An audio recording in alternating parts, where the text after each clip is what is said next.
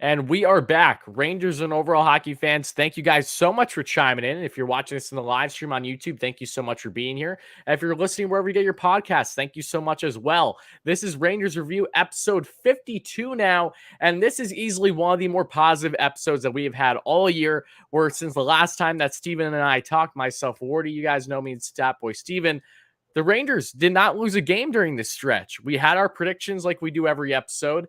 Steven continues to hold the belt, unfortunately, because even though neither of us were right in our predictions heading into this week's recording, he did have the over on goals of at least 12, where I had 11, and the Rangers scored a good amount of goals over these past 4 games. I'll take it any way I can get it. Exactly. But yeah, a lot of positives get into in today's episode. I'm really pumped up for it for the Rangers over the last 4 games in which they went 4-0. So we'll be deep diving, sharing a fairly quick recap on these past 4 games and really breaking down the new acquisitions for the New York Rangers and just how superb they have been since the Rangers acquired all of them, and how brilliant Chris Drury is looking now with 12 games left until playoffs begin, thanks to these new moves for the Rangers. So played a deep dive. Very excited as always. And again, if you guys are in the live stream, thank you guys so much for being here. We'll be answering some questions towards the end of the pod, like we normally do if you're here on YouTube, where we answer a couple questions before we look at the upcoming schedule and wrap things up. But enough of me talking. Steven, how are you doing today, my friend? Doing well. It's Thursday, so we're closer to the weekend than we usually are for our recordings. So that's a positive. That's a nice one. But overall, getting back into the groove of being in Dublin, going to work. Unfortunately, daylight savings kicked in here, so we're 5 hours away again. No more 11 p.m. Puck drops for me, but.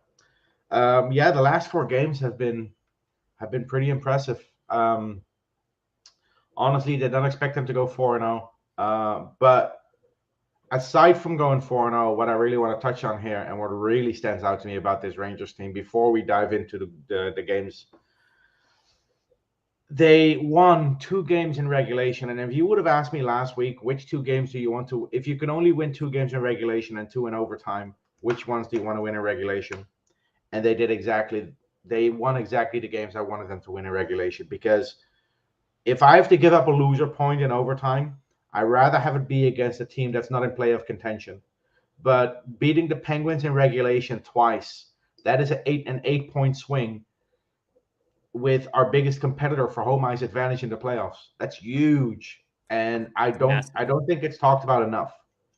It isn't talked about enough, especially how big of an impact that is. Yeah, exactly. Because we all know that regulation. You were preaching this last pod, how important it was to really have these good games against the Penguins. But again, to do it without even going to overtime, that is huge. Exactly like you said, as the Rangers again are getting closer and closer to the regular season ending. They currently stand on the season 44-19-5, 93 points. They are currently the 4th best team points-wise in all of the NHL, 2nd in the Metro, only 3 points behind the Hurricanes. And it's crazy how in just a week's time, last time we recorded, the Capitals were right nipping at the heels of the Rangers, and now the Rangers have a 9-point difference between the two. So it's crazy how just a couple good games can make a difference for the team in the standings.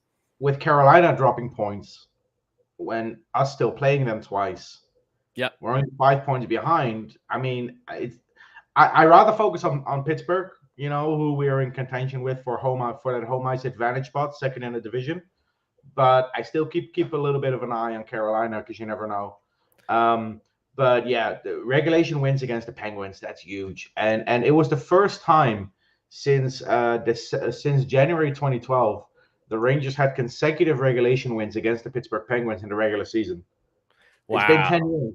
It's been 10 years since we were able to beat them twice in 60 minutes. So huge game there. And I'd like to dive into it a little deeper after we do the game recaps on how Drury has transformed his team into a 5-on-5 juggernaut. And it didn't take much. That's the beauty of it all. This is something that did not cost you endless top prospects, endless first-round picks. This is something where Glenn Sather's probably looking at, well, I'll be damned. It must be nice. And probably more than anyone, because I probably talk to you about hockey more than I talk to anyone else. More than anyone what my biggest concern was going into the trade deadline. I was concerned that he was going to give up first-round picks and top prospects, which I didn't want him to do. But he was able to solidify our bottom six, solidify our penalty kill, and strengthen our even strength play in general with second, third, and fourth round picks. That's really impressive. Really impressive job by Chris Drury there. And let's just pivot right into these games now, because again, these players were right at the forefront of them all. Games 65 through 68, the past four for the Rangers. And again, guys, if you're just chiming in the live stream, thank you so much for being here. Drop some comments. We'll be answering questions towards the end. Hit that like and subscribe on if you're watching a replay too, and wherever you get your podcast. But getting into this one again, Steven, my goodness, because when you looked at these matchups against the Penguins, what was important to me was, one, obviously that the Rangers hopefully win, but it's how they win, right? You have been such a heavy advocate, as have I, where, wins are great and all, but we want to see the Rangers win games where they didn't just luck out. Like a perfect example would be their last game against the Carolina Hurricanes. They had absolutely no business being in that game, but Alexander Georgiev had arguably his best start of his entire career right before the trade deadline. Didn't see that in this past 4-game stretch by any means, but still, getting into this Penguins game, it was just high flying right away. You saw the lines. And look, this balance, especially with that third line, with Alexis Lafreniere, I was griping a little bit of Seam on third, but I'm like, you know what? You want to try to toy with things. You have Kopp on right. You have Stromer still in before his injury, of course, in this game. And they just had a perfect flow of things. And the Penguins, they were looked 2 steps behind kind of right away. And the Rangers, it was so refreshing to see them jump on a team in a great spurt where you get multiple goals, and it be in the Rangers' favor this time, over the past month, especially games that you attended. It just, out of nowhere, the Rangers were giving up endless goals in just a couple minute span. This time it was in the Rangers' favor, and it started with Alexis Lafreniere, who has really been looking good. He has been scoring every game. His 5-game point streak has ended. But still, Alexi has looked fantastic. Got his 14th goal this season. Only 2 minutes into this one, Filipino and Goodrow with the assists. Just really nice playmaking by them all. And then Chris Kreider doing what Kreider does. I know you wanted Kreider to at least get 2 points over these next 4 games. He did that and then some. Kreider gets his 43rd of the year.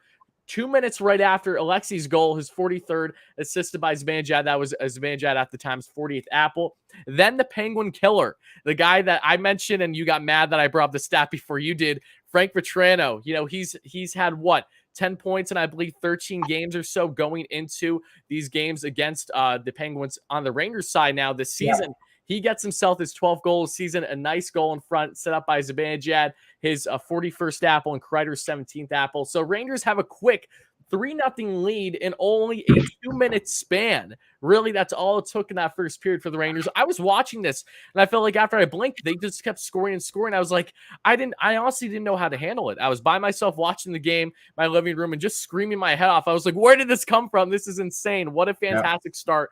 High flying for the Rangers. And they continue to show the pace in the second period in this one, thanks to not a power play, but a shorthanded goal by Chris Kreider. And Chris Kreider, we're going to expand on a lot, and not just this game, but throughout this stretch. But he was simply dominant. He was the best player on the ice in this game by far. He was dominating on the boards. He was getting constant breakaways. One-on-one, he was making the takeaways happen. He was just such a heavy body, and the elite speed that he always has was on full display. The Rangers, it felt like any given chance he was going to have a breakaway and score a goal, and he did that there with a shorty, his 44th of the season, assisted by a nice pass by Zibanejad, his 42nd apple. Already at that point, not even halfway through the game, Zibanejad already has 3 assists in this one. Then we get a third period. Jeff Carter does get a power play goal. It was unfortunate. I really want to see Igor get the shutout in this one, but it is what it is. Carter got his 15th, assisted by Kapanen and Heinen. 6 minutes into the third period, but then Andrew Kopp gets himself his 14th goal of the season, assisted by Panarin, his 58th apple at the time, and Stromer's 30th, again, while he was still healthy. Rangers won 5-1, and what a beautiful pass by Panarin. You saw Kopp right after being like, what an effing pass. A beautiful setup for a 1-T right in front towards the end of the game to really seal it. Not even an empty net or anything like that. Just made it a 5-1. And it wouldn't be the last time we see that combination. Exactly. Yes. Yeah, Kopp has definitely been able to take advantage of especially Strome's absence in recent games. So overall, Rangers won 5-1. Nothing really else you need to say there. Igor looked very solid as well, like he normally does. Made some massive saves when needed. Had himself 20 out of 21 saves. And then you saw goaltending-wise, We saw Tristan Jarry get pulled from the game. Then you had DeSmith come in the game, and DeSmith then got rattled up, and he was out of the game with injuries. So Jarry came in, and if it wasn't for Tristan Jarry, especially when he came back in, this easily could have been an 8-1 victory for the Rangers. He was making highlight reel saves left and right. He's done that multiple times against the Rangers already this season, so props to him. But still, Rangers is a dominant win, first of the next 3 games that we'll be getting into. And yeah, Chris Kreider, he was quite literally the best player, and it wasn't even close in this one. Just simply dominant from every which way that you look at it. Yeah, and shout out to Mika Zibanejad with 3 consecutive assists. You know, Absolutely. He assisted on the second, third, and fourth goal for the Rangers. But yeah, Frank Vatrano, right now, after the other Penguins game, I think he has 12 points in 15 games in his career against the Penguins. That's unreal. And Penguins killer is the right description there. But Chris Kreider was the man of the hour in this game for me.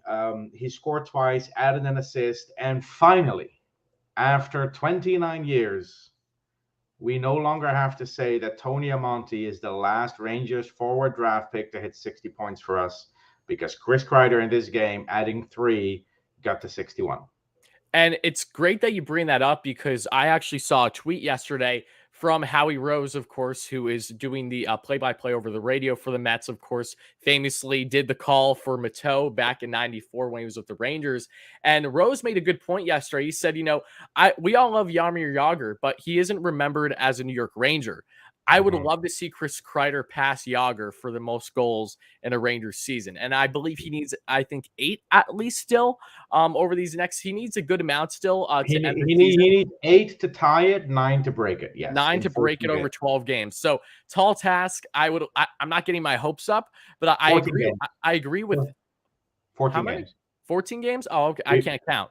We've played 68. This is why I'm a content creator and not anything else. I'm not an accountant. No. Yes. But to expand quickly on what Howie said, I agree with him. We all love Jagr, of course, but Kreider's that homegrown talent. So if you have the possibility at all of trying to break that record for a homegrown talent, by all means, I'm far more in favor of that than anything else. Now, again, I would be surprised if that happened, just given the fact of how many games we have left. But by all means, am I rooting for it 100% with Kreider? He passed Monty already with points. Now let's see if he can get the goal scoring wise for all Rangers in their history. That'd be tremendous.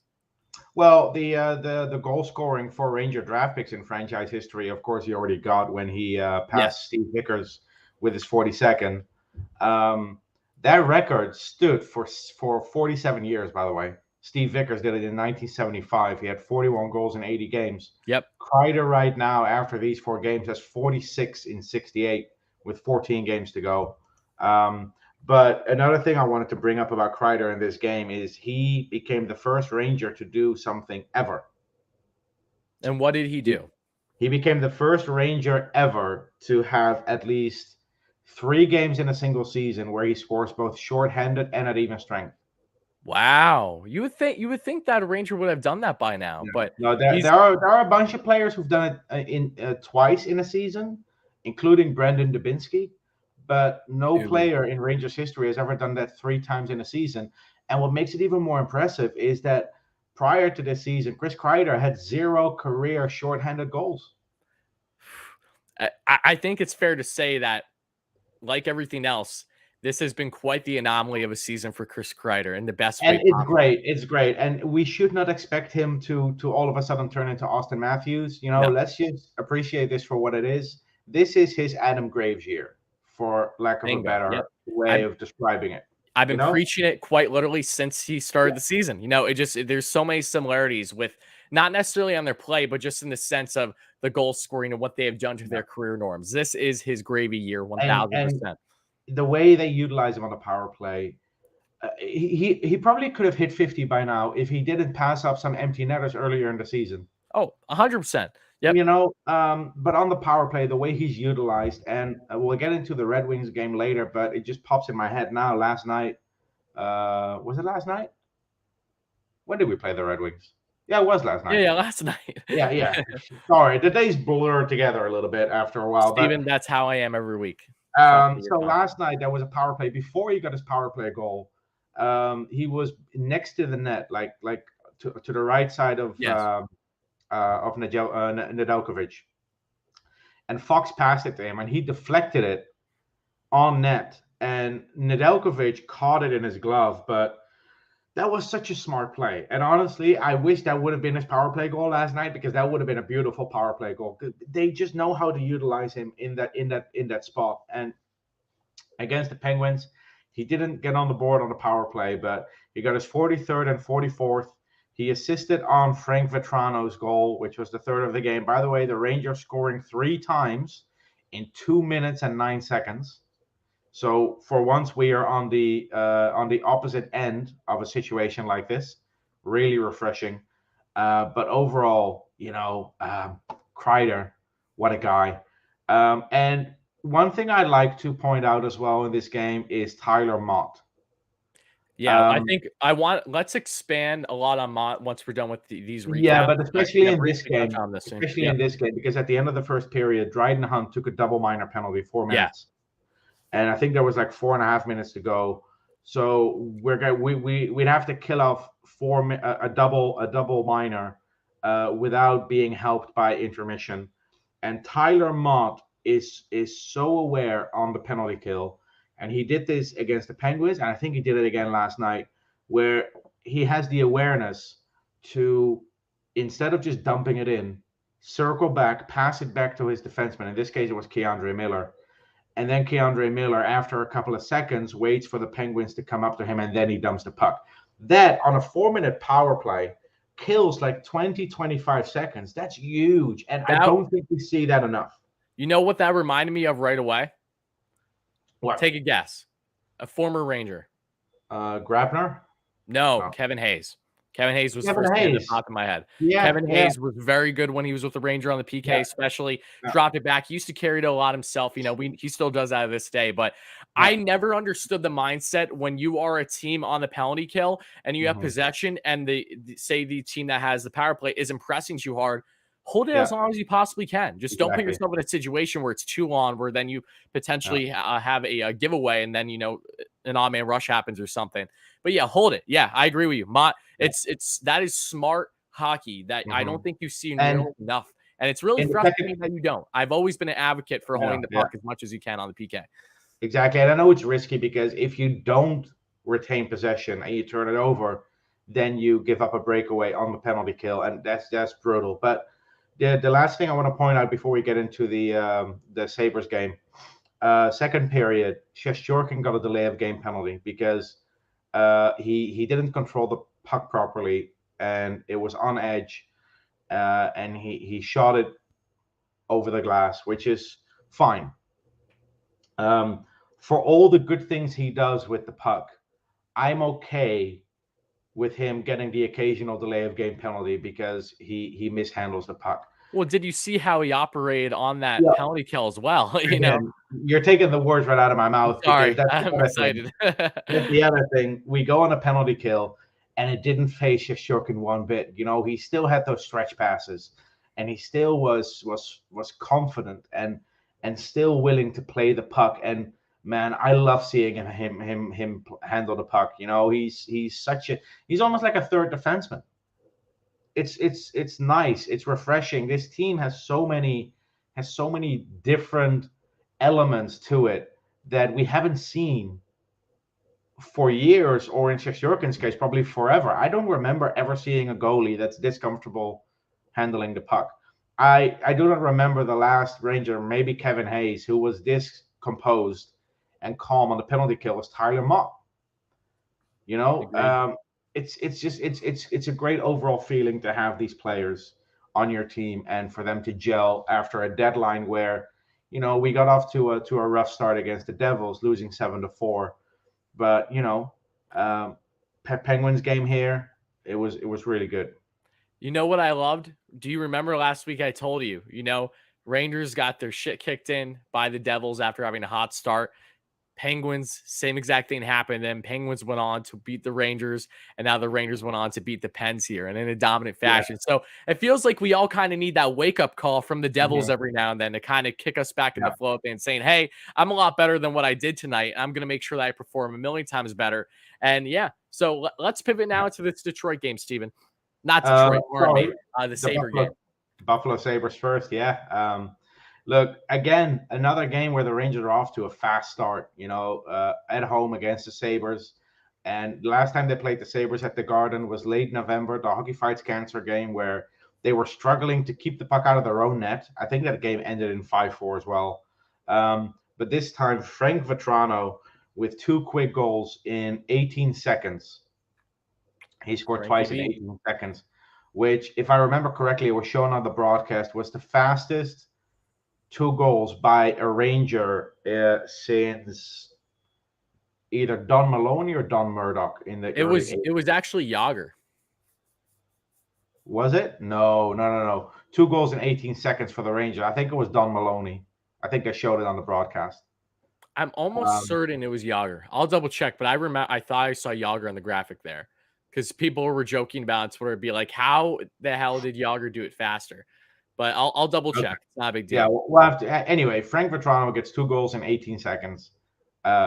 Great for the Rangers to get on top. Another assist by Chris Kreider, who, for the first time in his career, had a 3-game assist streak. Crazy. So, yeah, it is pretty crazy. But unfortunately, near the end of the first period, Rasmus Asplund gets one back for the Sabres. And then early in the second, Will Butcher and Kyle Okposo score in about a 4-minute span to give the Sabres the 3-2 lead. And this was where I was getting a little bit annoyed because we've seen this before. We've seen a Rangers team this season where they come off a really dominant performance only to then throw it away against an inferior team, with all due respect. Yeah, they play down to lesser opponents. Yeah. But then, with 11:46 to go in the second period, Lafreniere ties it up, assisted by Hedl and Brodzinski. And then the third period, Panarin from Trouba and Cobb gives us the lead, but unfortunately Skinner on the power play ties it up. Patrick Nemeth got caught high sticking, went to the box, Skinner ties it up. And then in overtime, K'Andre Miller, assisted by Lafreniere and Andrew Cobb. 6th goal of the season for K'Andre Miller. And I think that was his 3rd game-winning goal, which is the 4th highest in his draft class. And the 5th highest in his draft class. And the 4 players ahead of him are Andrei Svechnikov, 2nd overall, Jesperi Kotkaniemi, 3rd overall, Brady Tkachuk, 4th overall, and Yegor Sharangovich, who I think was 142nd overall. So take away the Sharangovich anomaly, the guys that are basically ahead of Miller in game-winning goals in his draft class of 2018 are top 5 picks, and all 4 of them are forwards. So K'Andre Miller, getting another game-winning goal, huge. And, the Rangers pull it out of the fire, 5-4 in overtime. And as I said earlier, if I'm going to have to go to overtime against a team, I'd rather have it be against a lottery team. If I can get those regulation wins in against the Pittsburgh Penguins, I'm a happy man. Georgiev only faced 17 shots. He saved 13 of them. Not a great game by him, but wouldn't be the last either, unfortunately. I know, but we still get the win. Georgiev with a .800 save percentage since that shutout win against the Carolina Hurricanes. But he still won both games he started in. And he didn't get credited with the loss against the Devils either, because that loss went to Igor Shesterkin. So despite the terrible numbers, he got 2 wins out of 2 starts. So that sounds like a man that was able to swipe 2 wins. Quite the opposite, actually, and for the Rangers many times this year, where they as a team swiped to win multiple wins when really it was Igor that won the show versus the actual team. Henrik Lundqvist, how many times? The real standout here for me is the fact that the Rangers scored 5 even strength goals in this game. I'm sorry, repeat that. I didn't hear you. What really stood out to me this game for the Rangers is that the team scored 5 even strength goals. Yep. And 100%. I'll get into that in a second, because it ties into how they solidify the team and where they rank at the moment in the league in even strength scoring. But we'll get to that after the Red Wings game. This game further reaffirmed to me that Alexis Lafreniere owns the Buffalo Sabres. Not to a crazy degree, but more often than not, Laffy's getting himself a goal or on the score sheet when he's playing Buffalo, starting with, of course, his first goal of his career, which was against Buffalo and Buffalo. And yeah, every time we play the Sabres, I'm like, all right, Laffy, I expect him to get on the point sheet. It's like Drew Stafford owning the Rangers. Yeah, like multiple players that own the Rangers. Some of them it makes perfect sense. Others it doesn't at all. It does vary. I still have nightmares of Jimmy Howard in net at the Garden against Me too. us. I have nightmares of Detroit as well. You'll get into the game, but the Rangers, it doesn't matter where Detroit stands ever. They always have to play a tight game against them, and they go to overtime. Like yesterday's overtime, I was having flashbacks of when the Rangers were in Detroit in OT and they won with Cam Talbot in net. Like, that's how long we're going. It feels like every year this type of thing happens.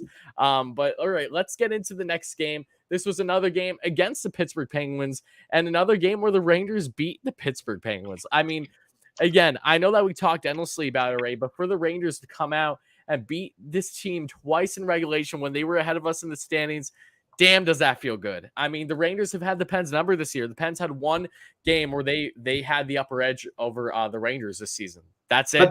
Rangers have been more dominant. The Rangers didn't play a bad game when they lost to the Penguins. They didn't play a bad game, no, but they won. Jari stole the show. The Penguins got a fluke power play. Yeah, that was when Malkin scored on Igor. Yep. Yeah. Okay. Well, let's get into this one because, again, the Rangers ended up winning 3-2. We'll get into the heart attack that you guys all saw in the last couple minutes. But Brian Boyle, the former New York Ranger, who I'm very happy still in the league, might add, Boyle got his 9th. I wasn't happy about that goal, but I'm happy that he's still in the AHL. Boyle got his 9th of the season, assisted by Dumoulin and Letang in this one. And of course, Igor had the start. That's why the Rangers, didn't give up at least 4 goals. But Frank Vatrano, second period, continuing to be the Pittsburgh Penguins killer. That's why we have him on the thumbnail today.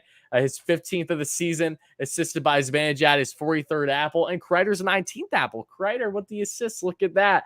And then not too long after that, 4 minutes or so after that, as a matter of fact, with only 3 minutes to go left in the second period, Braden Schneider rips an absolute beauty 1-2 driving into the offensive zone, assisted by Panarin, his 59th apple of the year, and Kopp's 27th.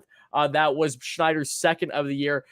Kind of similar goals. Both of Schneider's goals this year have been a little bit similar in the offensive zone, driving it a little bit. But yeah, nice to see Schneider. I'm so happy that Schneider's been getting consistent playing time. Braun has been the odd man out, and you could tell that that's a little bit of a fire under Nemeth's ass in certain parts that we've seen over these past couple of games. I don't love Nemeth by any means, but he's definitely has played some strong hockey here and there that we've seen recently for sure. But then we get into the third period, and I mean, look, if you thought Chris Kreider wasn't going to score, I don't know. I think you're just a fool for thinking that. Come on, Kreider, power play goal right for 1 minute into the third period for the Rangers, his 45th of the year. So at that point, Kreider already got what I thought he would have for the entirety of the season. So I'm so glad that Kreider may very well touch 50 this year or get close to 45 already for Kreider, assisted by Fox's 55th apple and Panarin's 60th apple. That on the power play. And then Sidney Crosby scores a power play goal halfway through the third, his 25th of the year. And then the last couple minutes for the Rangers, they just had they all pulled a Ryan Strome. Ryan Strome was not playing in this game due to injury, but that didn't stop the Rangers from all adopting the Ryan Strome philosophy by not hitting empty nets. Time and time again, they tried. They had so many opportunities. They could not bury it. Zibanejad got boarded, no call. There were multiple no calls in this game that were just egregious that we've seen in the past couple of games for the Rangers, not in their favor. And the Rangers ended up winning, but this was a heart attack. This was exactly what you would expect in a typical Rangers fashion, a tight game against Pittsburgh. And yeah, are we going to talk about the Rangers channeling their inner Ryan Strome with the empty net, or are we just going to skip over it? Steven, I just talked about it. Did you not hear me? But can we just take a second there? Do you want a deep dive step by step what transpired? Go ahead. No, I mean, come on. This team, for as great as they are, they should just shoot more. You have Kreider, Kopp, and Zibanejad in the offensive zone with the empty net, and they're just passing it around. Oh my God, that was a little frustrating. and they could have ended it there, but it's I really hoped for another Kreider goal there with the empty net, but look, that empty net sequence was worse than probably most other games where you give up a lead late. We didn't give up the lead, but man, that was frustrating. You know what the Rangers said? They said, you know what? How can we make this as painful for Igor as possible? And that's exactly what they did. But he came through. He still came through. He did come through. Thank God. 22-24 on his shots, saves, I should say, and .917 save percentage. But Igor had some massive saves in this one, per usual. And again, a good win for the Rangers. They need that one.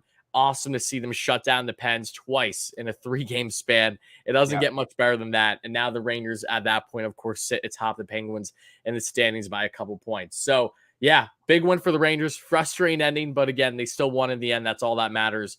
Steven, anything more that you would like to add on before we get to the final game? Well, I would like to add that, the Penguins, when they played us, they came off that huge 11-2 win against the Red Wings. Good point.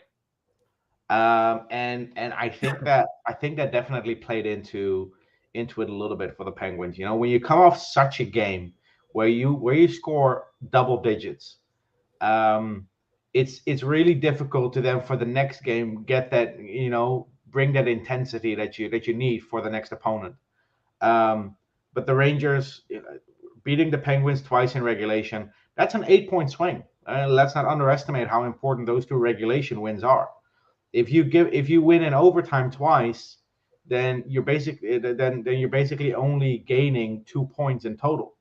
But now you get 4 points while giving the Penguins nothing. That's huge. And if this team wants to go somewhere in the playoffs, they need to have at least home ice advantage because it is so important. It is important, and especially if the Rangers do, hopefully. They're expected to match up with the Penguins. We know that as of now. If they have that home ice, man, oh man. I mean, look, Rangers faithful. We haven't experienced playoff hockey in a little bit now. They will make MSG shake like no tomorrow. Mm-hmm. That's the X factor. Mm-hmm. I mean, I'm just. And if we go to Game 7, I'm really looking forward to seeing Shesterkin at the Garden in Game 7.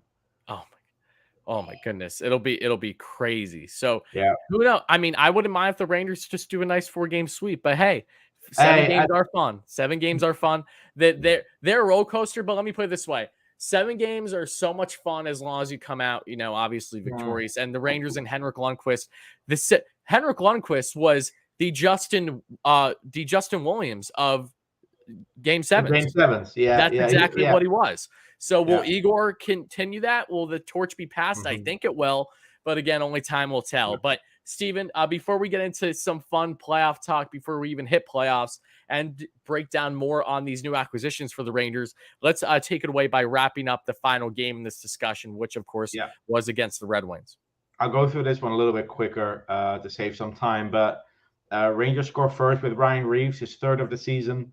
And again, a goal when the Rangers are on TNT. So that was brought up during the broadcast last night. Philip Hedl from Nemeth and Schneider ties it up after conceding 2 goals by Rasmussen and Vrana. Those were 2 bad goals to give up by Georgiev.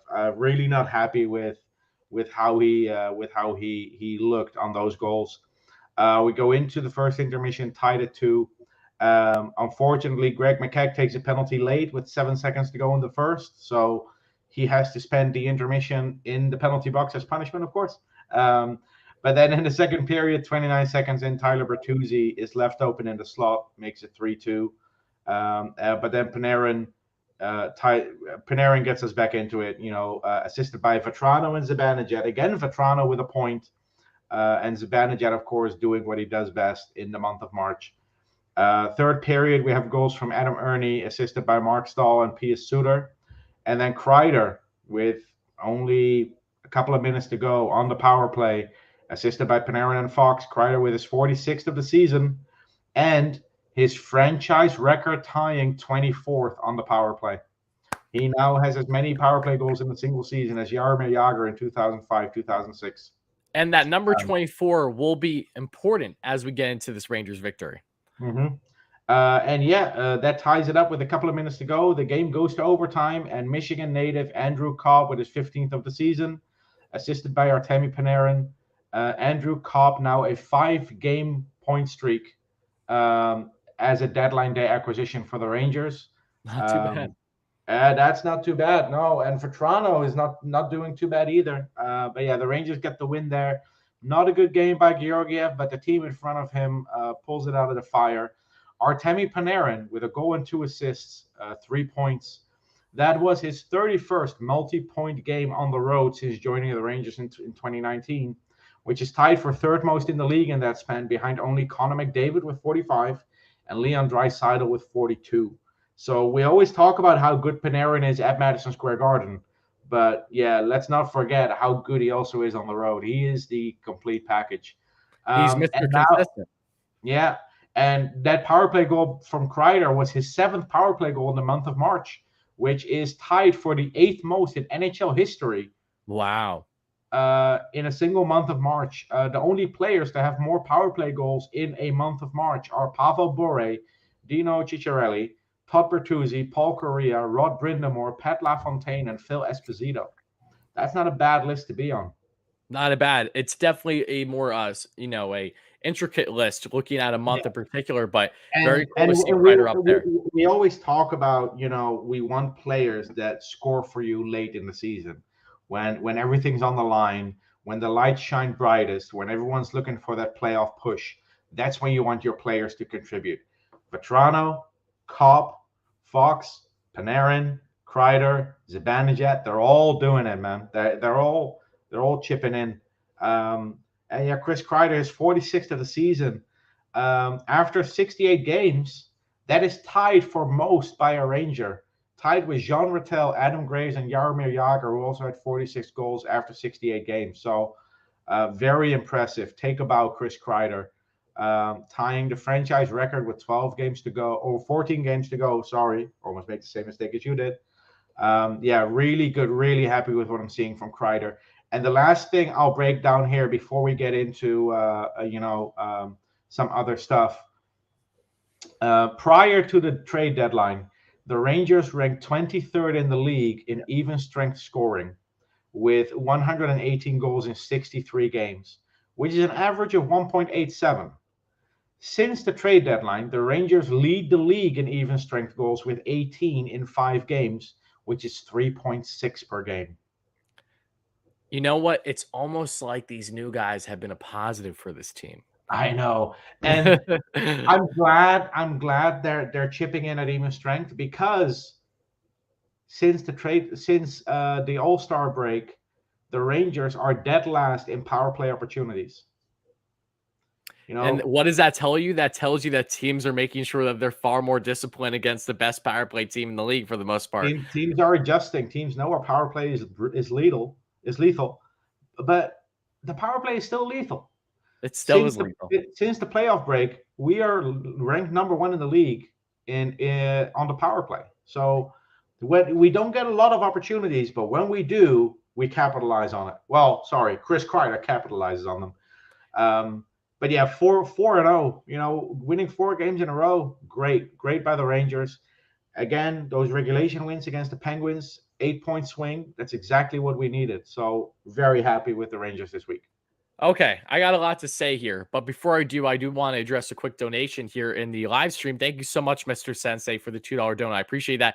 Hey, Brodeur, but I see similarities of him and Chesty. Interesting. That's something I really haven't thought about much when it comes to Brodeur, mainly because of the fact that I myself despise the man. So I naturally think of Hank, even though Hank and Igor have plenty of similarities, but one thing is for certain, it's not based on demeanor. That's the biggest thing where they are far apart on. What's your quick take on that, Steven? I think Lundqvist has a lot in common with Dominik Hasek in that they are very flashy, very athletic goalies. Yep. Very reactive. And I mentioned this in a previous recording.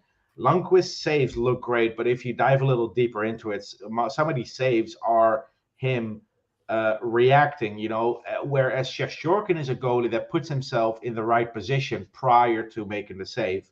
So he doesn't look as flashy, but his work ethic, his vision, his hockey IQ is off the charts.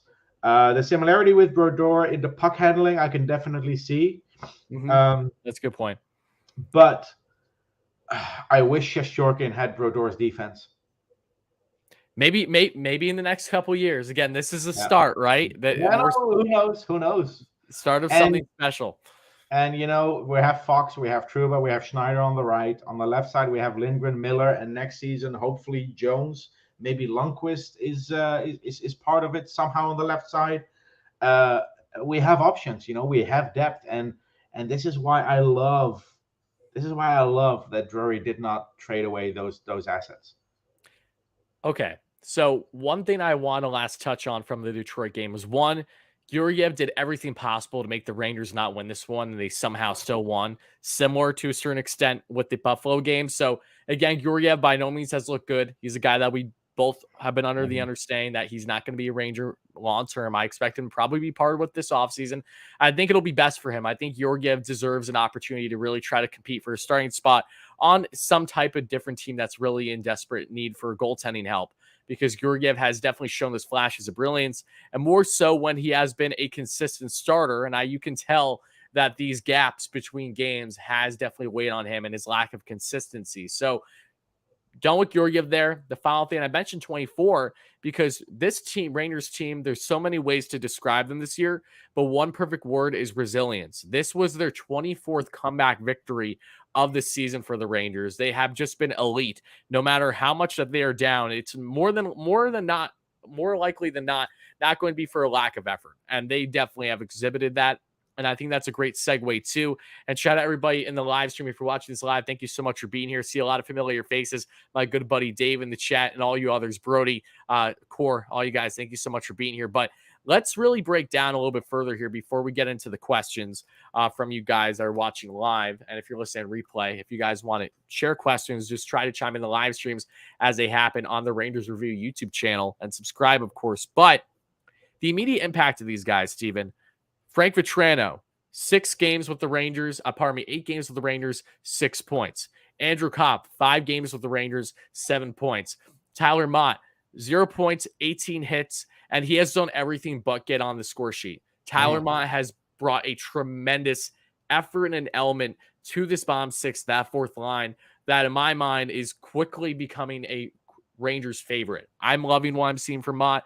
He just has more balance to his game. He gives the Rangers more dimension in that bottom six. And again, as we said already, the Rangers went from being a borderline AHL caliber second half in the lineup team to in their bottom six, just looking so more well-rounded. Ryan Strome, they thrived even without him, with Kopp stepping up when they need him to, because Kopp can play, again, center and wing, which is so great. He's good on faceoffs too, has a strong two-way game that I think is criminally underrated. And now once Strome is back, that'll be more of a positive. I don't know exactly how long he'll be out for right now, dealing with that lower body injury from a couple games ago.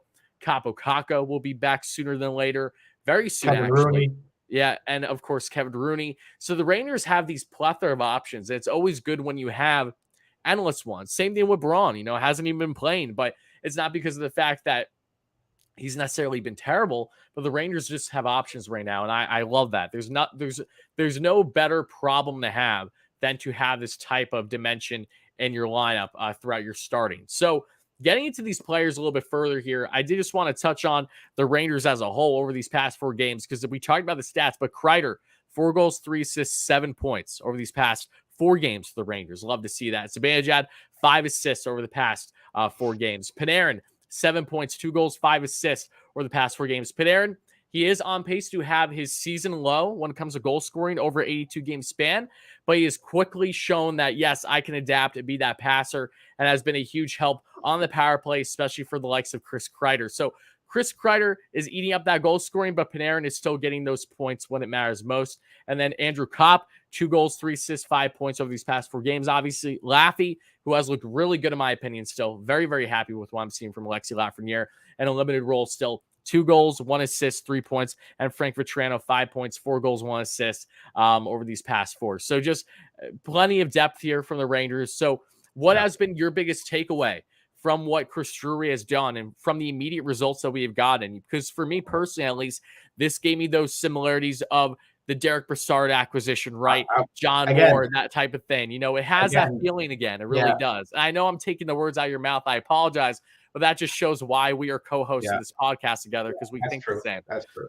Look, I was going to say this trade deadline reminds me of 2013. Not so much in the way of what we gave up, because of course back then we gave up Marian Gaborik, who was a big player. He wasn't the player he once was at that stage, but you gave up Marian Gaborik, but the players you got back, you got Derek Brassard, Ryan Clough, Derek Dorsett, John Moore.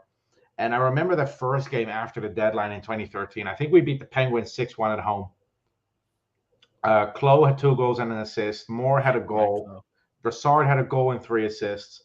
The way Vatrano and Kopp are producing right now, I love it. I hope they keep it up. But the Rangers have been really good with acquiring players at the deadline and then contributing offensively.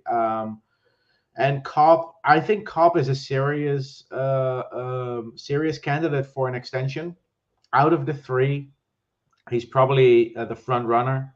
My biggest question then becomes, if I'm the general manager and I have to choose between Vatrano and between Vatrano and Mott, who do I sign to an extension? Because I can probably not afford both. Because I did the math. Even when you trade Hedl and Nemeth away and replace them with guys on ELCs, you're still not going to have enough money to sign both Vatrano and Mott. And that's without Ryan Strome. Ryan Strome is off the books then. Georgiev is off the books then. But you still need to get a backup goalie. You still need to add 2 more players aside from Mott or Vatrano, who you would then sign. And if I have to choose between those 2, as much as I love what Vatrano brings to this team, I think it's easier to replace what he brings than it is to replace what Tyler Mott brings to this team. So I would then extend Tyler Mott. He would be my second priority for Chris Drury, because with Lafreniere and Kakko and Othman and Berard and maybe even Kravtsov still in the mix, you have that talent for those top 6 winger spots to sort of replace the goal scoring that Vatrano brings to your team. But do we have any 4th liner that brings the resilience, the tenacity, and at the same time the composure on the penalty kill that Tyler Mott brings to this team? I don't think we do. I think Tyler Mott is a whole lot harder to replace than Frank Vatrano. So that'll be an interesting discussion for Chris Drury to have this offseason. But for now, I'm really happy with what Chris Drury has done at the deadline. You give up depth assets, day 2 picks, as I call them. Anything outside of the first round is the draft on Saturday. So I refer to those as day 2 draft picks. Day 2 draft picks and Morgan Barron, who at best was going to be a 3rd-line center for you. That's what you gave up, and I love it. I love that we didn't go all in. I love that we didn't give up Jones or Lundqvist, Othman, Berard, or a guaranteed 1st rounder. I know the 2nd rounder in the Kopp trade is conditional, but if we make it to the final 4, that's a 1st-round pick I'm happy to part with, because the experience you gain is worth a lot more than a 29th overall pick. And it's a 2nd-round pick at that point. It really is. It's closer to a 2nd-round pick than a 1st-round pick. If it's 29th at best, because you make the final 4. Look, I really look forward to seeing what they're going to do in the month of April. I think 75% of their games are going to be at home. That's definitely a good way to round out the season. But they do still have some tough matchups. We know that. Of course. But, we're talking about a team that's top 5 in the league. And I have been very cautious about not getting too optimistic about this team, because that 5-on-5 game wasn't there. Because they weren't generating offense consistently at even strength. And they're doing it now. And I love it. And that doesn't mean that, I was wrong. It just means they addressed it, The fact that it works now doesn't mean that it worked back in February, because we all saw that it didn't. But yeah, these numbers, again, just for people that maybe just tuned in, prior to the deadline, 1.87 even strength goals per game, which was 23rd in the league. And after the deadline, 3.6 even strength goals per game, which leads the league. I know it's a small sample size, but that's very, very hopeful. especially going into the playoffs, where, as we all know, the referees swallow their whistles. You're not going to have as many power play opportunities. You need to win those games at even strength. Yep. So really happy with what I'm seeing from this team. Yeah, and right now, aside from watching the games, it's the Chris Kreider show. I'm really rooting for him to score at least 8 more goals to tie Jaromir Jagr. But 8 goals in 14 games seems doable. See, it seems doable given the fact of the type of season Chris Kreider has been having. My only caveat there is, my only concern is that once we clinch home ice advantage, let's say with like 4 games to go, we are 9 points ahead of the Penguins.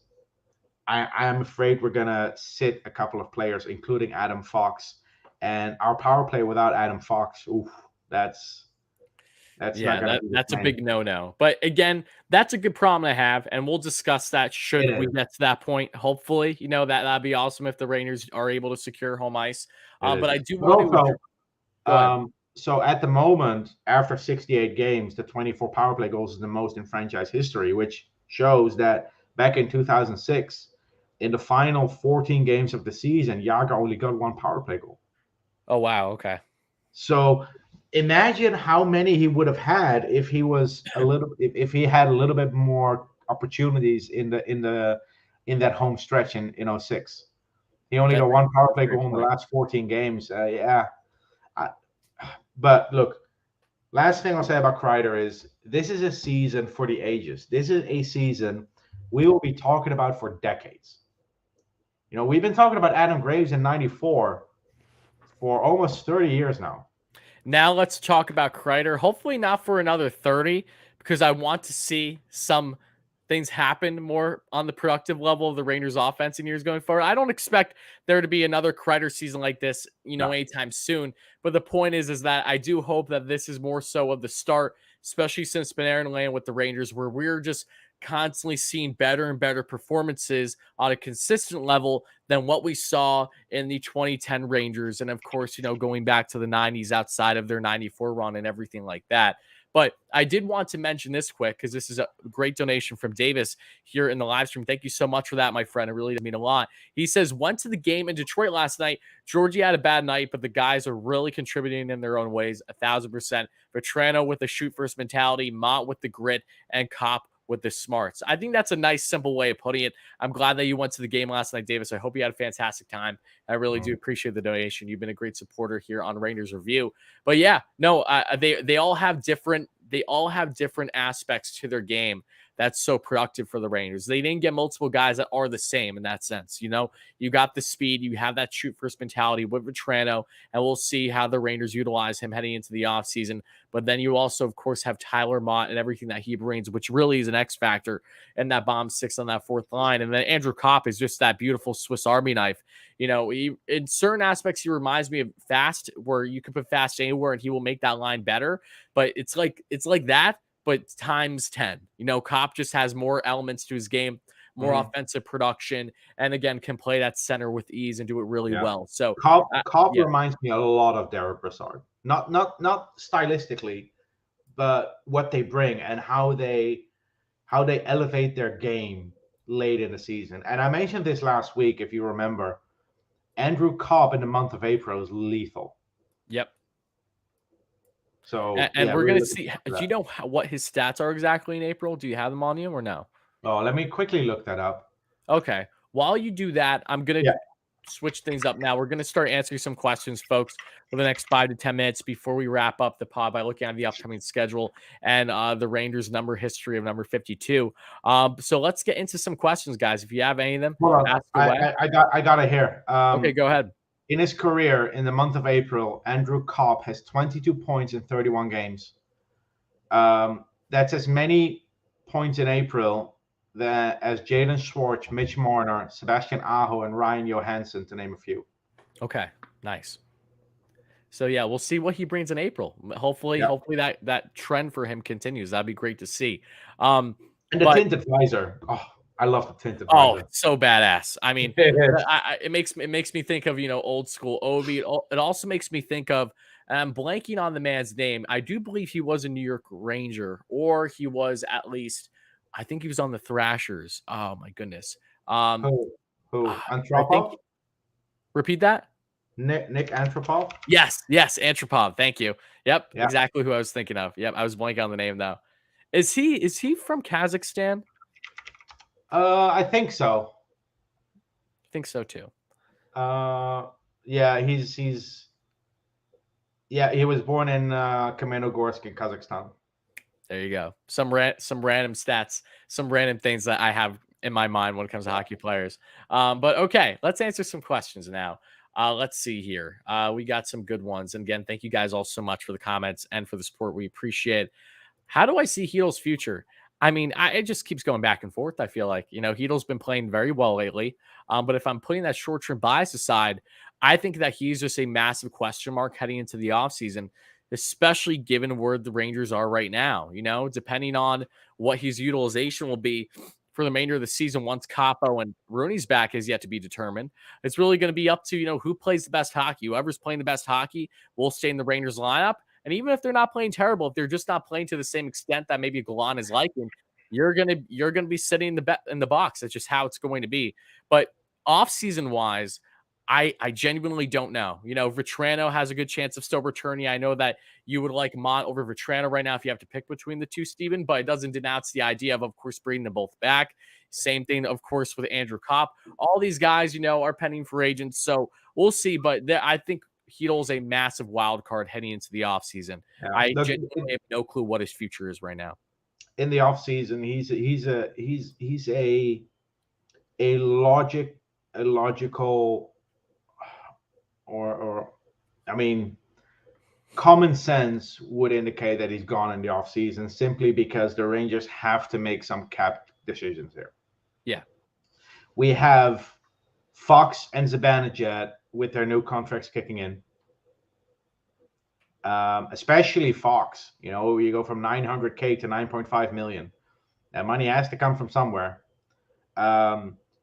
Even if you sign Kopp and Mott and Kako and Blay, and then add some players to fill out the rest of the roster, including a backup goalie and a forward and a defenseman, you still, even when you get rid of Heedle and Nemeth, you still won't have enough to keep a guy like Vatrano.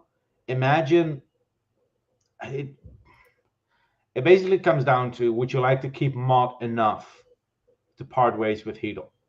And if you have Zibanejad and Kopp as your top six centers, are you comfortable going with Gaudreau on your third line? I mean, I'd rather have Gaudreau on the third line centering than Philip Heedle, especially if it means I get to keep Tyler Mott on the fourth line. So tough decisions for Drury. If Heedle was on a $1 million a year deal, he'd still be on the team. But I think he's at 2.3 million and Nemeth at 2.5. Unless they trade a bigger contract away, I don't think those two have a future in New York. Fair. Hopefully Nemeth is the first man gone this offseason. And the salary cap only goes up 1 million. Hockey lately. What's that, Steven? The salary cap only goes up 1 million, but that 1 million is already included in my calculations and all this. So okay, fair. All right, let's get to a couple more, shall we? Dominic, this is especially for you, Steven. So what are your thoughts on Liam Bichelle as a probable late first round draft pick? Look, I don't know what Drury wants to do in the draft. At this point, we're not even sure if we're going to have a first round pick. That's a great point. And last season there was all this talk about, are we going to trade our first round pick for Jack Eichel, this and that, and we ended up keeping it and drafting Brennan Othman 16th overall. A lot will depend on how Drury wants to use his draft capital, because even if we don't reach the conference final this upcoming summer, if we go into the offseason with a first round pick, I am convinced that Drury is going to use it to acquire a player that is cheap for a couple of more years that can contribute, because those players cost draft assets. And I'm perfectly fine with trading away Zach Jones or Nils Lundqvist or Matthew Robertson or our first round pick if the player coming the other way is going to be on this team for at least 5 years. And if the first couple of years of that tenure is going to be on a cost controlled cap hit, that's great. Look, just an example. I know this is never going to happen because the Dallas Stars are never going to trade him away. But you and Rupe Hintz get a room. Rupe Hintz, who's on the books for $3.1 million, for $3.1 million, getting a top 6 player, that's the type of target you would go for. If you're trading away your first round pick or your top prospects, that's the type of player where you go, okay, this is someone I'm willing to really go for. If they do keep their pick, I think they have a lot of options. I don't see Drury going necessarily with a European prospect high in the draft because of the way they revamped their North American scouting the last couple of years. I think the highest European player they drafted in recent years was Oliver Turnstrom, and that was in the 3rd round. Yeah. So last year we had Othman in the 1st, Grube and Korzak in the 3rd, and then we had 3 4th round picks, and we used one of those on Väisänen. So our highest draft pick from Europe last year was Väisänen. The year before was Turnstrom in the 3rd. So yeah, it's tough to say which direction Drury takes, but with the high picks, I do expect them to go with a North American kid. Maybe they go with a familiar name, Jack Hughes, who's the younger brother of Rangers prospect Riley Hughes, Brady Berard, who's the younger brother of Brett Berard. We've seen it in recent years, where teams don't shy away from nepotism picks anymore. Arizona Coyotes going with Shane Doan's kid. Yeah. The Chicago Blackhawks drafting Colton. Is it Colton Dog, the younger brother of Kirby Dog? Yeah. And of course, the same Blackhawks who trade for not only Seth Jones but Caleb Jones. So I'm not saying the Rangers are definitely going to go with the younger brother of a Rangers prospect, but I wouldn't rule it out either. It's too early to tell. But I'm definitely looking forward to the draft. If we keep our first round pick, I'll do some more deep dives, and I'll probably get back to it in a future video. Yeah, I'm going to be completely blunt. I have not deep dived anything on the draft yet whatsoever. There just hasn't been. I just haven't had that interest yet, in part because of how the Rangers season has gone. But to your point, if we do keep that first round pick, then by all means, the ensuing months as we get closer to the draft, I'm going to be diving into it all and figuring out what exactly makes sense. And the thing with Leon Bichot is if you look at his career so far, the teams that he played for are definitely teams the Rangers are familiar with. He played in Olten, where Brennan Othman played in Switzerland. He plays for Leksand now, where Kalle Schalin played for, who was a Rangers prospect who they didn't sign last summer, so his rights expired. Okay. Sorry, I just love looking at these connections. Like this is why the trade deadline was so interesting for me, because we were basically collecting Jacob Trouba's friends. Yeah. Exactly. That's a great way of putting it. No, you're 100% right. The connections are fun as long as it leads to success. If it's, I'm not in favor of nepotism, especially if it doesn't benefit your team, right? But if it does, then by all means, that just means that you have the upper hand because you had a better evaluation of the player. The last time the Rangers drafted a player where you could accuse them of nepotism was 2018. Simon Kjellberg, 6th round pick. But he has really exploded this year. For a 6th round pick, he's really exceeded his value already. So, in hindsight, good pick. Look, I at this moment, I'm not really looking towards the draft yet. I'm looking more towards undrafted free agency, college players. Bobby Trivigno. Oh my God, we didn't even talk about him. Son of a... I'm annoyed now. Bobby Trivigno. The Rangers have been on such a high. I wasn't thinking about anything else. Go ahead, Bobby Steven. Trevino of UMass, who played with Zach Jones, of course, he's been linked to the Rangers several times because he was invited to the prospect camp, but unfortunately, due to the pandemic delaying those prospect camps, he couldn't join. And I think the big ticket, after we already signed Brandon Scanlon, the big ticket is Ben Myers, who is a center playing for the University of Minnesota, I think. Yeah. That's definitely the big ticket to go after, and especially with the lack of center depth the Rangers are dealing with right now in their prospect pool. I'm curious to see where the Rangers will land in that running. Bobby, I mean, I don't see how Bobby doesn't land with the Rangers at this point. He grew up a diehard Rangers fan, New York native, had season tickets. Like, exactly. I mean, the only way I can see him not landing with the Rangers is because he gets a more increased role with the Islanders. That's another thing that's been in on him. The Panthers, but they're deeper teams still, though. Yeah. This is how the Rangers actually got Brandon Scanlon. You know, they had his contract kick in immediately to sweeten the pot, and then he signed with the Rangers.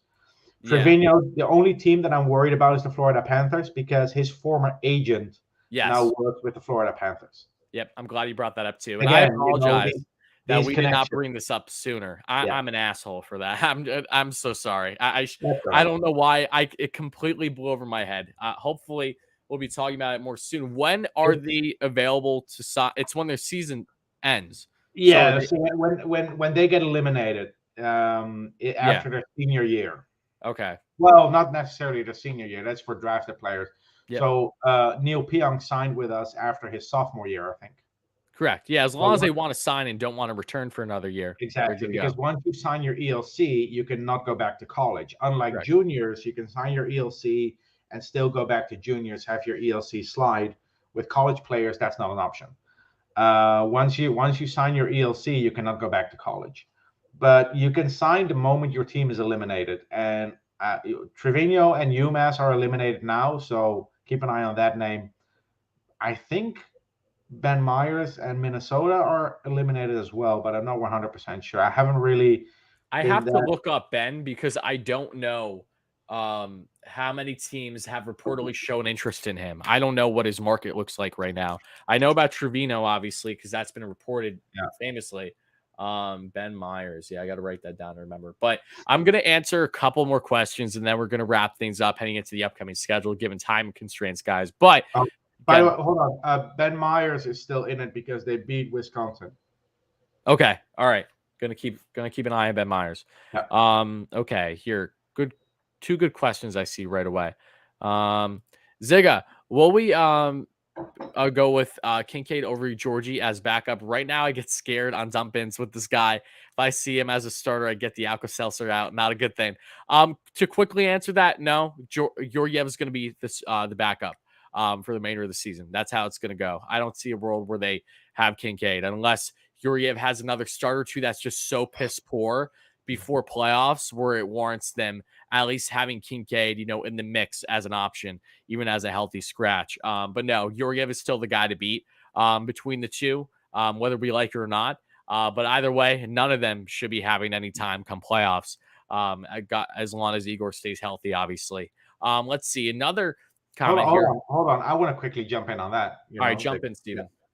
I don't think we're going to see a Kincaid call up this early after the trade deadline because you have to remember NHL teams only have 4 call-ups after the deadline. Yeah, that's fair. So and they probably want Kincaid in Hartford because Hartford's making a push too. I know they traded away Tarmo Reunanen, which we forgot about effing Tarmo. This is the Rangers have been playing so good. We haven't been thinking about anything else. Last time I'll have his Rangers jersey up there. Tarmo Reunanen traded to the Carolina Hurricanes. Steven, you need to stop buying like certain prospect stuff. You have a Elise Anderson like shrine in that room somewhere, I bet. Yeah, but I also have 7 Alexis Lafreniere jerseys. So I know, but that's the first overall pick though, as you should. Like True. But, the reason I sometimes commit to buying a jersey is because I've had a personal interaction with a player. I understand that. I'm just poking fun because we keep arguing with you guys. Tarmo Reunanen traded for Maxim Letunov, who, and here we come with the connections again, Played with Johnny Brodzinski, Anthony Greco, and Adam Huska early in his career. Played with those two in San Jose. Played with Huska for UConn, which means he played in Hartford at the XL Center. So he's familiar there. The locker room is literally a familiar place for him. And I think this is a move. Look, the Rangers had to make a move here. Tarmo Reunanen was going to be an RFA. He probably wasn't going to sign his qualifying offer, so he could have gone back to Finland where he has a bigger role. They traded him for a player that short term is going to help them replace Morgan Barron in Hartford. They get some AHL scoring. They still need something. And yeah, Tarmo Reunanen, I think he already got his first goal for the Chicago Wolves, which is the minor league affiliate of the Carolina Hurricanes. This is the other thing. The last couple of years, there have been so many reshuffles with affiliates in the AHL. I hate it. I mean, the fact that the Hurricanes don't have the Checkers anymore. Yeah, because the Checkers went to the Panthers. The Wolves went from, I think, Vegas, from the Golden Knights to the Hurricanes. Then the Golden Knights got their own affiliate, the Henderson Silver Knights. The Milwaukee Admirals were the Nashville Predators affiliate, but at the same time also the Florida Panthers affiliate. And it's hard to keep up and keep these connections in your head. But yeah, Tarmo Reunanen, he had a couple of games for the Rangers, had an assist on his NHL debut, which was Hockey Fights Cancer Night. Happy to see him get a shot at the Calder Cup with the Chicago Wolves. Hopefully, if Hartford doesn't win it, I hope for him he gets it. So yeah, that was a minor league move, but shout out to Tarmo. I wish him nothing but the best. There just wasn't going to be a place for him anytime soon, given the obvious depth in this Rangers farm and in the current team defense. Okay, so this is an interesting question that I want to take first, if you don't mind. All right, before you do, I just did want to mention one more thing. When that Tarmo trade happened, right away, it was like, okay, this is a lesser Joey Keane, Julien Gauthier 2.0 is what we're having transpire. Lesser in the sense because they are not expected to be as impactful. But it's the annual trade between the Hurricanes and the Rangers. Yep, exactly. Yeah. Yeah, if Strome comes back, I would still put Strome down the middle on Panarin's line and put Copp on the right side. When Kakko comes back, though, that's when it gets interesting. I would love to see a Panarin, Copp, Kakko line because I think that would work really well. That would put Strome on the third line, which depth, If your third line can be Lafreniere, Strome, Hedl, and that is some good depth to have. I'm really looking forward to Kakko coming back, but when Strome comes back first, yeah, just put Copp back on the wing, but keep Copp with Panarin. They play well together, which gives Drury all the more reason to not go all in on those Strome extensions.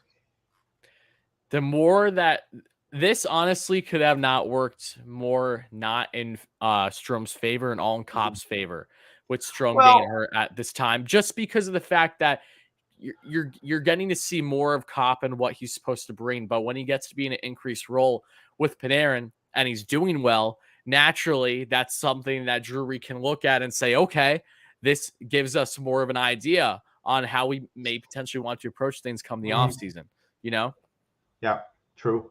Look, I think with Copp here, they're going to commit to Andrew Copp, and Strome's going to go sign for a big bag of cash in free agency, which he should. It's the first time he can really cash in.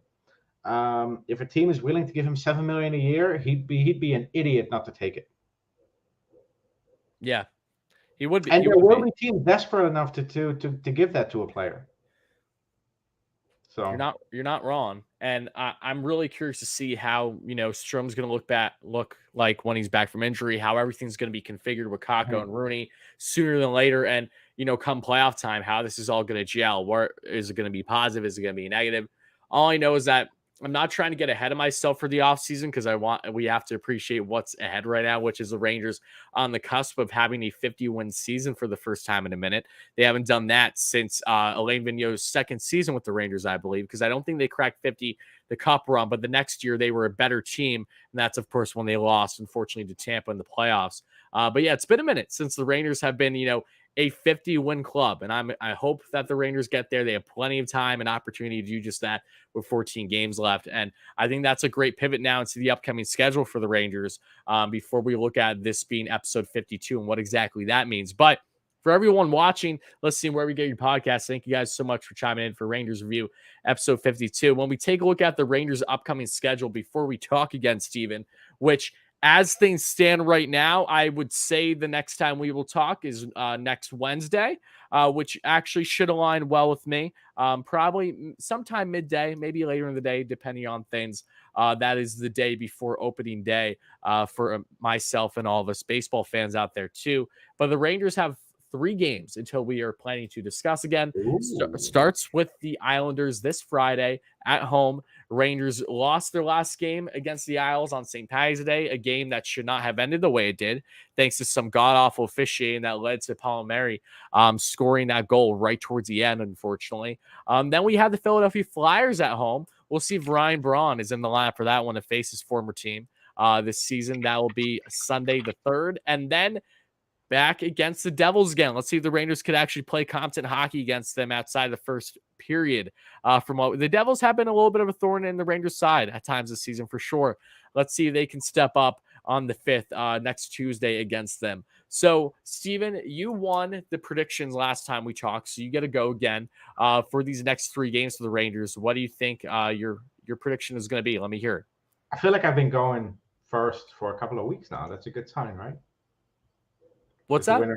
Because the winner always goes first. Winner goes first, yes. Yeah, I feel like I've been going. You've won at least two or three straight now, unfortunately. Yeah. It's starting to feel comfortable. I would hope so. Let's see. You know what? I'm gonna go crazy and say 3-0. Okay. Islanders at home, Flyers at home, and then the Devils on the road. They're not gonna lose to the Devils again, man. No, I don't see it. Son of a bitch. I hate the fact they can't pick 3-0. All right. Okay.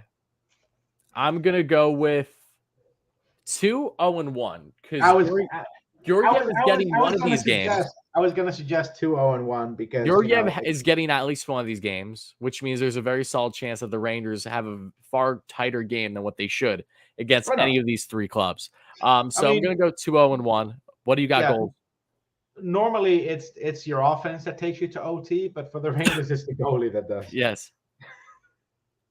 All right, let me write this down quickly. 3-0-0, and then you go 2-0-1. 3 games. I'm gonna go with. How many goals? Other even strength goal scoring has picked up quite a bit. I'm gonna go with 10 in 3 games. Okay, I'm going 11 because I look at these opponents. These are definitely games that the Rangers can get. So you're taking the over. Taking the over this time. Yep. Interesting. All right. What's next? What's next is the Rangers' history of number 52, Steven. By the way, can we talk about the fact that we were able to mention Tarmo Reunanen last week before he got traded in this? That's a good point. It was nice that we were able to do that. Tarmo obviously being 51. All right. Can you remember any players wearing number 52 for the Rangers in an official game? When was the last time that happened? Can you tell me that? No, I'm gonna ask you if you can remember any one of them. Off the top of my head, no one is hitting right now. I'm not gonna look at the chat and the live stream either because I don't want to cheat. No. No, off the top of my head, no. I would need a hint that could maybe get me there. It has never happened before. Oh, okay. Well, I'm glad I'm not looking like an idiot for once. I know that. Yeah. That's hard to imagine. Unfortunately, for today's recap, no player has ever worn number 52 for the New York Rangers in an official game. Of course, it happened in preseason. We go over this once in a while, where we go, but this player will not. It's official game, so regular season, postseason only. No Ranger has ever worn number 52. Wow. Okay. Well, hey, that's okay. I don't mind it. 52 isn't my favorite number. It's not a big deal. And now people in the comments cannot give it away either. So that's true. So it all works out in the end. But Steven, I think that just about does it for the pod. So if there's any final comments you'd like to make before we head out here, by all means, go ahead. It's Kreider season, baby. It's Kreider season, baby. It's simply put. Mic drop, right? I think that's a great way of anything. So to everyone that chimed in, this was Rangers Review episode 52. Thank you all so much watching or listening wherever you get your podcasts. We will be back hopefully next Wednesday. That'll be April 6th. Yes, we're going to be in April finally, getting closer to the playoffs, seeing how the Rangers do over these next 3 games. But until then, hope everyone has a great rest of your next week, and we'll be back real soon. Steven, let's go Rangers. Let's go Rangers.